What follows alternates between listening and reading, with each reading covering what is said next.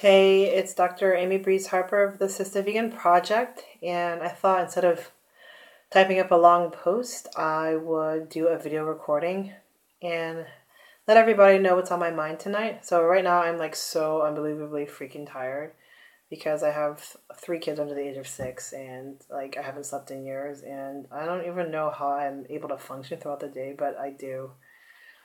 Does anybody else have that type of life? Oh my goodness. And like when I should be sleeping, I'm awake trying to get stuff done. Because when else am I going to get it done? So, anyway, this morning I received a very interesting post that I did not post on my Sister Vegan blog from a man named Nick who said he's a proud white racist. It was actually a pretty intensely hateful and rageful post on my blog.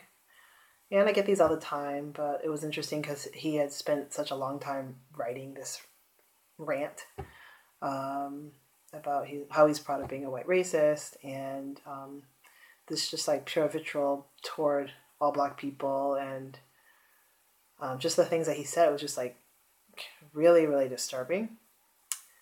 And I'm not going to post it. I'm not even going to like copy and paste it for people to look at because it just enables him, and it's probably going to be triggering for a lot of people, and he doesn't really need that exposure, right? But I'm just like wondering as these things happen throughout my life where I have usually online contact with self-proclaimed white supremacists, racists, whatever you want to call them. Like, what do I do with that? So I know I try to be pragmatic by not responding and just realizing that, for every hateful white supremacist that tries to contact me and intimidate me, there's many other people out there who support my work, are in solidarity with the work that I've been doing. And I receive all these beautiful letters and emails from people that let me know that what I've done has positively impacted their lives. And that's really awesome. But I do know, like, even though I'm a pragmatic person and I have been training myself more and more to not have these reactive responses to these type of emails or posts, it's still probably, I'm sure it hurts me. It hurts my feelings, of course, but I'm just wondering when I read it, and I do read these emails, how is it affecting my subconscious or my unconscious? Should I be reading them?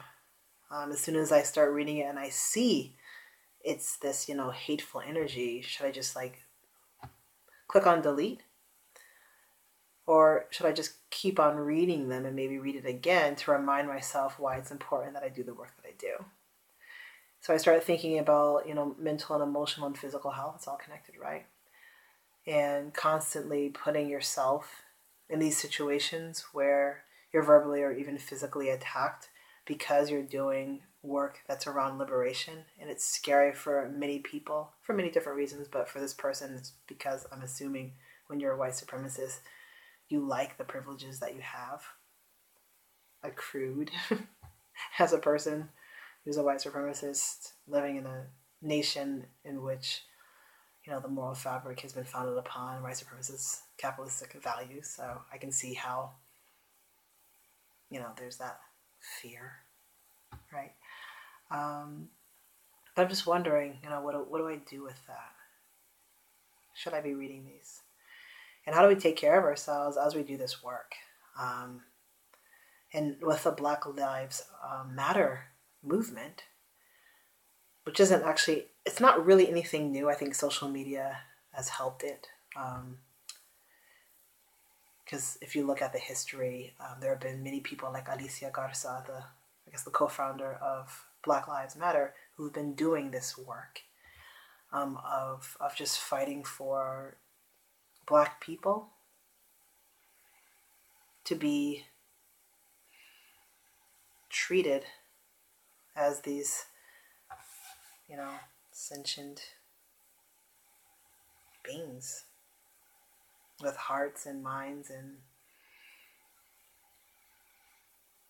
love. And just, I don't like to say the word the right, but they should be able to be free and liberated and not live under this constant state or system of white supremacist based violence that's been happening since, colonialism. It's just changed form, but I mean, this work has been done for a long time. And it goes in waves. Especially how much media attention it gets. And now you see it's always been there, but now a lot of the social media out there, the tools out there have allowed people to organize, I think, faster and better than they could back in the day. So there's a lot of,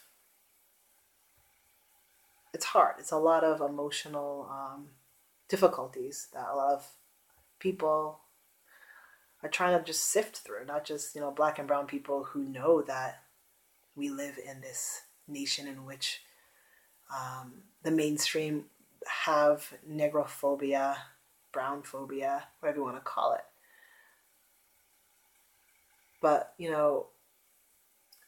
I'm concerned about how a lot of us are able to take care of ourselves, because a lot of this that's going on, even though, like, for myself, I know it's been happening for a long time, it's emotionally overwhelming. And then, parallel that with the significant amount of anger and hate mail that I get. I'm wondering, as I do the work I'm doing, how can I create a supportive network that focuses on the taking care of ourselves aspect. And I'm just wondering if anybody wants to help build that network. Because there are many aspects to this work, but I really feel like at the end of the day, when we're stressed out and tired, we don't have what we need to take care of ourselves, the people that we need, emotional support we need. This is a wear and tear on your psyche. Are we taking what we need in terms of nutrition? Because, the mental and the emotional stress also have physical consequences. So, how can we focus on that? If you like to be part of this, this network, or figure out how you can fit in, I would love to hear your voice. And also, if there's anything else I've said throughout this talk that really resonates with you or springs new ideas into your head, please share them with me. And lastly, as all of this is happening, I'm looking forward to the vegan praxis of Black Lives Matter, Sister Vegan online conference that I've scheduled for April 24th to 2015.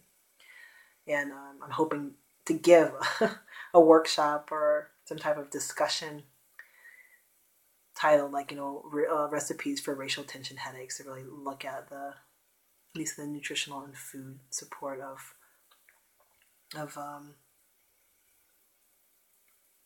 what we need to make it day to day, week to week, as anti-racist activists of color.